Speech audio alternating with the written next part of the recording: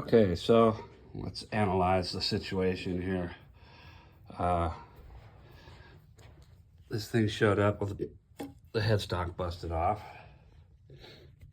I've gone ahead and removed the nut that was surprisingly still attached. And I've got a nice brass one here that I want to put in. Although I did notice that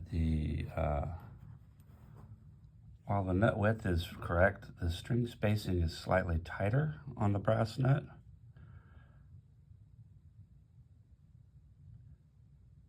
Anyway, we'll see how that goes. Mainly right now, what I'm trying to do is come up with a game plan for how I'm going to put this back together. I'm thinking this is a five layer laminate neck, mahogany walnut.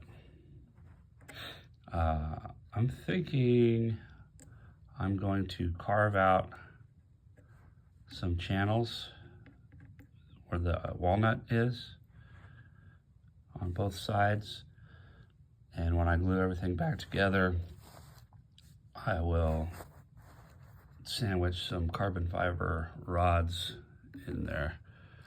But yeah, it's a pretty bad break. It's going to take some finesse to get it to go back together.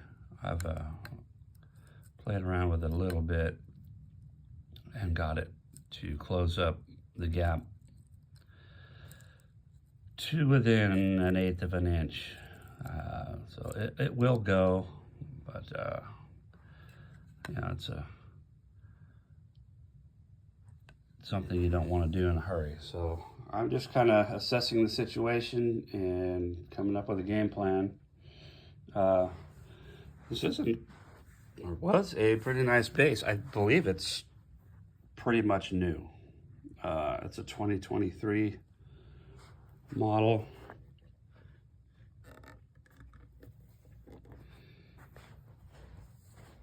And I say that because there's no wear at all on any of the frets.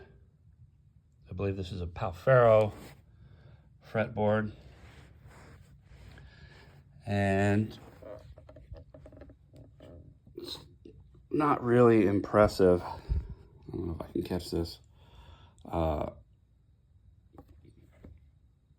The finish work from Epiphone. I've oiled the wood, but can you see that? It didn't do a very good job of sanding out the fretboard in a couple of spots. There's some ugliness here and there. I'll probably address that. It's not the end of the world for me. It's not gonna change the way it plays, but it's just kind of disappointing because one reason I like Epiphone instruments so much is that they usually come really nicely put together and finished, and this one just had a couple of little issues on the fretboard there.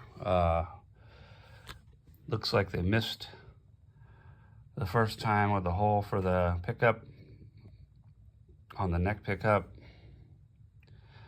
and the stop bar tailpiece for the bridge. Looks like the screws ripped out of it. And so I'll fill those with epoxy and re-drill when I install the new bridge. Yeah, that's where she's at now. Things can only get better from here.